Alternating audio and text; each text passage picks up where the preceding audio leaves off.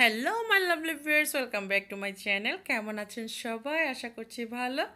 আর আজকে হলো বৃহস্পতিবার, এখন বাজে সকাল 6:30টার মতো। আর আমি চলে এলাম কিচেনে, কেননা বাচ্চাদের স্কুল খোলা, তো একটু পরেই আমি এদেরকে ডেকে দিব আমার নুডলসটা বানানো হয়ে গেলে। তো আজকে সকালে এদেরকে আমি রুটি দিচ্ছি না, আমি দিচ্ছি এদেরকে নুডলস।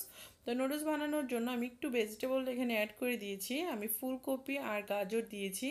তো ফুলকপি আর গাজরটা হালকা একটু ভাপ দিয়ে এখানে আমি দিয়ে দিলাম নুডলসটা, আর দিয়ে দিলাম নুডলসের 1 প্যাকেট মশলা। তো এই নুডলসটা না মোস্তফা আর রাইসা খুব পছন্দ করে, তো সেই জন্য ভাবলাম যে আজকে সকালে ওদেরকে আমি একটু নুডলস বানিয়ে দিই। ওরা তো প্রতিদিন রুটি খেয়ে যায়, তো আজকে একটু নুডলস বানিয়ে দিই। নুডলসটা মোস্তফার খুব পছন্দ, তো যাই হোক আজকে আমি এদেরকে নুডলসটা বানিয়ে দিচ্ছি। আর গাজরটা হলো মোস্তফার খুব পছন্দ। মোস্তফা কলিফ্লাওয়ারও পছন্দ করে, মানে ফুলকপিটাও খুব পছন্দ করে। তো আমি নুডলসটা এইভাবে একটু ভাপ দিয়ে নিলাম যতটুকু দরকার ছিল। তো এখন আমি নুডলসটাকে একটা স্ট্রেনারে ছেঁকে নিচ্ছি। আর হলো এদিকে একটা প্যান বসিয়ে দিলাম চুলায়, দিয়ে দিলাম অল্প পরিমাণ পেঁয়াজ কুচি। তো পেঁয়াজটা আমি পুরোপুরি ভেজে ফেলবো না, পেঁয়াজটা আমি হালকা ভেজে নিব। হালকা ভাজা হয়ে গেলে এখানে আমি 2টা ডিম ফেটে নিয়েছি, তো ডিমটা দিয়ে আমি ডিমটা একটু ভেজে নিব। আর নুডলসের মধ্যে পেঁয়াজটা কিন্তু একদম ভেজে ফেললে খেতে মজা লাগে না। তো যাই হোক আমি 2টা ডিম ফেটে নিয়েছি, তো ডিমটা আমি এখানে ভেজে নিচ্ছি। আর সকাল সকাল এত কিছু ঝাল ঝোল করলে কিন্তু বাচ্চারা খেতে পছন্দ করে না, তো সেই জন্য আমি এই নুডলসটাকে একদম প্লেন নুডলস বানানোর চেষ্টা করছি। আর এভাবে করে দিলে এরা, আমার বাচ্চারা একটু পছন্দ করে, তো আমি নুডলসটা এভাবে তৈরি করে নিচ্ছি ভিউয়ার্স। তো আমি এদেরকে খাইয়ে দিব একটু পরেই নুডলসটা হয়ে গেলে। আর আজকে বৃহস্পতিবার, বৃহস্পতিবার দিনটা একটু ভালোই লাগে, যেহেতু পরের দিন স্কুল বন্ধ থাকে, তো বৃহস্পতিবার দিনটা মনে হয় যে একটু ভালো, মনে মনে একটু ভালো ফিল করি, কেননা শুক্রবারে আমাকে আর বাইরে যেতে হবে না, এত দৌড়াদৌড়ি নাই, বাসায় থাকলেই হবে। আর স্কুল খোলা থাকলে তো বেশ কয়েকবার বাইরে যেতে হয়, বাচ্চাদেরকে আনা নেওয়া, তারপর রান্না বান্না করা, সব কিছু মিলিয়ে অনেকটা ব্যস্ত থাকতে হয়। তো আমি শুক্রবার হলে খুব খুশি থাকি, বাসা থাকতে আমার খুব ভালো লাগে, বাইরে যেতে একটু পছন্দ না আমার। তো নুডলসটা বানানোর জন্য এখানে আমি নুডলসের ভিতরে যে মশলার প্যাকেটটা ছিল সেটা আমি এখন অ্যাড করে দিলাম এখানে। আর আমি এখানে এত এক্সট্রা কোনো বেশি মশলা অ্যাড করছি না, আর যেহেতু বাচ্চারা খাবে তো সেজন্য আমি আর অন্য কোনো কিছু দিচ্ছি না। আর সকালবেলা এত কিছু দিয়ে বানালে এটা খেতে বেশি ভালো লাগে না, তো আমি একটু সয়া সস অ্যাড করে দিলাম। আর যতটুকু সম্ভব বাচ্চাদের নুডলসটা আমি সকালবেলা একটু ঝাল টাল কম দেওয়ার চেষ্টা করি, তো আমি বেশ 2-3টা কাঁচামরিচ দিয়েছি, তবে কাঁচামরিচগুলো কিন্তু আমি ফেড়ে দেইনি, আমি আস্তই দিয়েছি যেন ঝালটা না ছড়িয়ে যায়। তো এদেরকে এখন আমি খাইয়ে স্কুলের উদ্দেশ্যে রওনা হব। এখন বাচ্চাদেরকে স্কুলে দিয়ে বাসার দিকে যাচ্ছি, তো বাসায় গিয়ে দুপুরের জন্য রান্না বান্না করতে হবে। তো এখন ক্যামেরাটা অফ করে দিই, বাসায় গিয়ে আবার ক্যামেরাটা অন করব। তো ভিউয়ার্স চলে এলাম বাসায়, এসে ক্যামেরাটা অন করতে পারিনি, এসে অনেকগুলো কাজ করেছি, মাছগুলো ধুয়ে পরিষ্কার করলাম, শাকগুলো বেছে নিলাম, আসার পথে এগুলো নিয়ে এসেছিলাম। আর এখানে মুরগি রান্না করব, এখানে প্রায় 1.5 কেজির মতো মুরগি মাংস আছে। আর আছে কিছু আলু ছিলে নিয়েছি, পেঁয়াজ কুচি করে নিয়েছি, তো অনেকগুলো কাজ করেছি। এখন বেজে গেছে 10:30টার মতো, তো রান্নাটা বসিয়ে দিচ্ছি। আজকে আমি অনেক কিছুই রান্না করছি, কেননা আমি চাচ্ছি শুক্রবার দিনটা একটু আরাম করার জন্য। তো দেখা যাক শুক্রবার দিনটা কেমন যায় আমার। তো আজকে রান্না করছি আমি মুরগি মাংস আলু দিয়ে, আর রান্না করব মিষ্টি কুমড় শাক চিংড়ি মাছ দিয়ে, ইলিশ মাছ দিয়ে বেগুন রান্না করব ইলিশ মাছের দু পেঁয়াজা।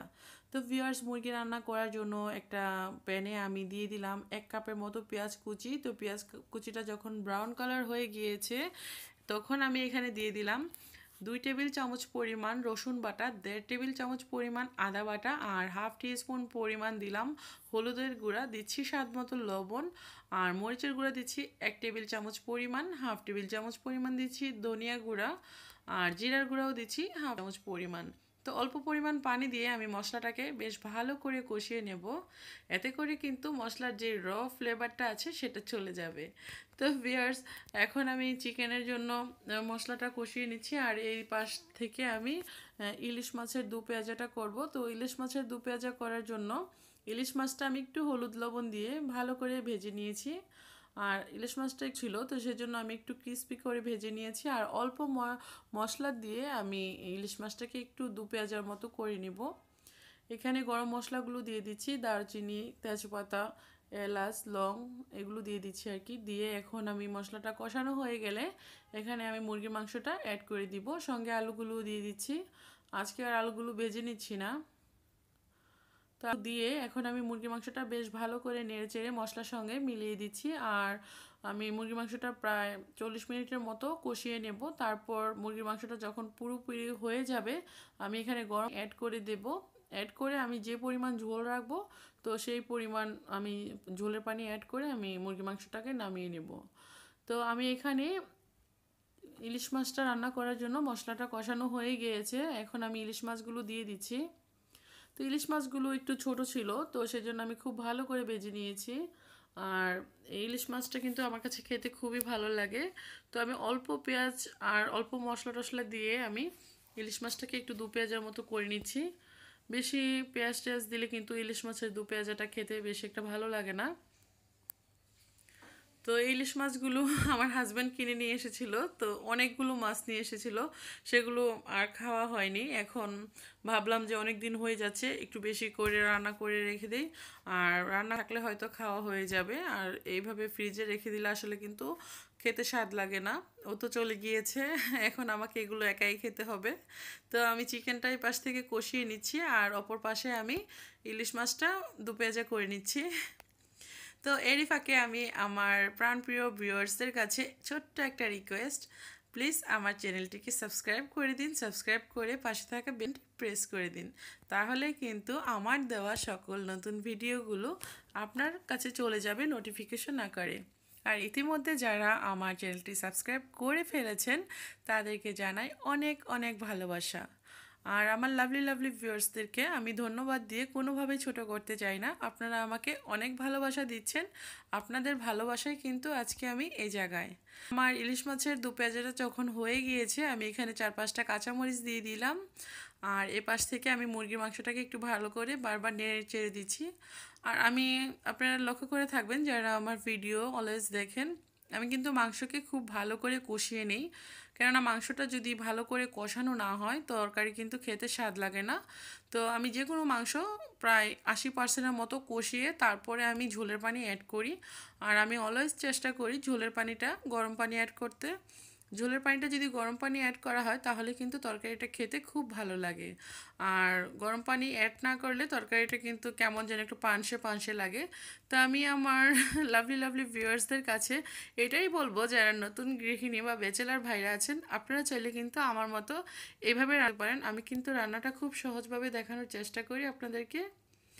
আর আমি জানি এখানে অনেকেই আমার চেয়ে অনেক ভালো রান্না করতে পারেন। আমার অনেক বড় আপুরা আমার এই ব্লগটি দেখেন, অনেক সুন্দর সুন্দর কমেন্ট করেন। তো আপু, আমার কথা আপনাদের যদি কষ্ট লাগে তো আমি সরি, তবে আমি শুধু যারা নতুন গৃহিণী আর ব্যাচেলার ভাইরা আছে তাদেরকে বলছি, আমি জানি আমার বড় আপুরা আমার চেয়ে অনেক অনেক ভালো রান্না করতে পারেন। আর এপাশ থেকে আমি মিষ্টি কুমড়োর শাকটা রান্না করার জন্য অল্প পরিমাণ আদা বাটা, রসুন বাটা দিয়ে দিলাম অল্প অল্প করে হলুদ আর মরিচের গুঁড়া আর ধনিয়া গুঁড়া। এখন দিয়ে দিচ্ছি আমি স্বাদ মতো লবণ। তো লবণটা আমি দিয়ে এখন অল্প পরিমাণ ঝোলের পানি অ্যাড করে এখানে আমি মশলাটাকে ভালো করে কষিয়ে নিলাম। তো চিংড়ি মাছ দিয়ে দিচ্ছি, এখন চিংড়ি মাছগুলো দিয়ে আমি আরেকটু ভালো করে কষিয়ে নিচ্ছি। তো চিংড়ি মাছটা কিন্তু কষিয়ে নিলে এভাবে আর শাকের সাথে খুব ভালো লাগে। তো আমি এখন এখানে দিচ্ছি মিষ্টি কুমড়োর শাকগুলো। আর মিষ্টি কুমড়োর শাকটা কিন্তু খেতে খুব মজা লাগে আমার কাছে, আমার হাজব্যান্ডেরও এটা খুব পছন্দের একটা শাক। তো আজকে ও মিস করবে আমি জানি। তো যাই হোক, আমি এখন সবগুলো শাক দিয়ে দিলাম, দিয়ে একটু এখন নেড়ে চেড়ে দিচ্ছি। আমি শাক দেওয়ার পর কিন্তু সঙ্গে সঙ্গে নাড়া দিইনি, কেননা আমার শাকগুলো অনেকগুলো হয়ে গিয়েছিল। আমি যদি তখন নাড়া দিতাম তাহলে কিন্তু শাক চতুর্পাশ থেকে ছড়িয়ে পড়ে যেত। তো আমি ঢাকনি দিয়ে দিয়েছি, এতে করে কিন্তু শাকটা একটু চিমে কমে গিয়েছিল। আমার শাকটা ওই পাশে হতে থাক, আর এদিক থেকে আমি বেগুনটা একটু ভেজে নিচ্ছি। বেগুন আর দিয়ে আজকে আমি ইলিশ মাছ রান্না করব।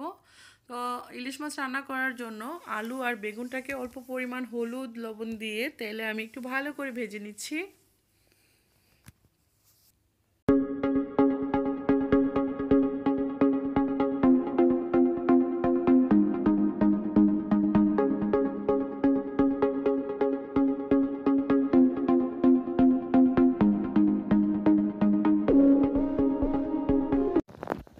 আমার বেগুনটা ভাজা হয়ে গিয়েছে। এখন আমি বেগুনটা রান্না করার জন্য আমি এখানে পেঁয়াজ কুচি তেলের মধ্যে ভেজে নিচ্ছি।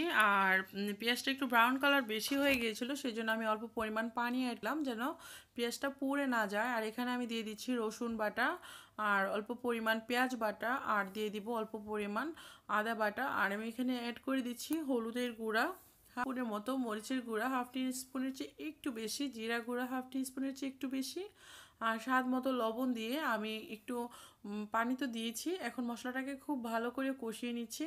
মশলাটা কষানো হয়ে গেলে এখন আমি বেগুন আর আলুগুলো অ্যাড করে দিলাম। এখন আমি এই মশলাতে আলু আর বেগুনটাকে খুব ভালো করে একটু ভেজে ভেজে নিব। এতে করে কিন্তু বেগুন আর আলুতে খুব সুন্দর একটা ফ্লেভার বের হয়ে আসবে। আর এটাকে আমরা বলি ইলিশ মাছ দিয়ে বেগুনের বিরান।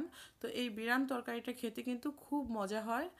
আর বেগুনটা যখন মশলার সাথে খুব ভালো করে আমি ভেজে নিয়ে তারপর এখানে আমি ঝোলের পানি অ্যাড করে দিলাম।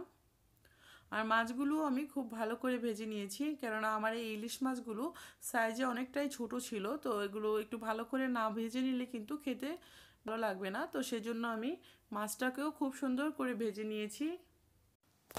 একে একে আমার সব তরকারিগুলো রান্না হয়ে গেছে, আর আমি অপর পাশে ভাতটাও কিন্তু বসিয়ে দিয়েছি। তো ভিউয়ার্স, আজকের মতো আমি এখানে বিদায় নিয়ে নিচ্ছি। সবাই ভালো থাকবেন, সুন্দর থাকবেন, আমার জন্য দোয়া করবেন যেন আমি আপনাদেরকে সুন্দর সুন্দর ব্লগ দিতে পারি। আর আজকের মতো এখানে আমি বিদায় নিচ্ছি। আল্লাহ হাফেজ।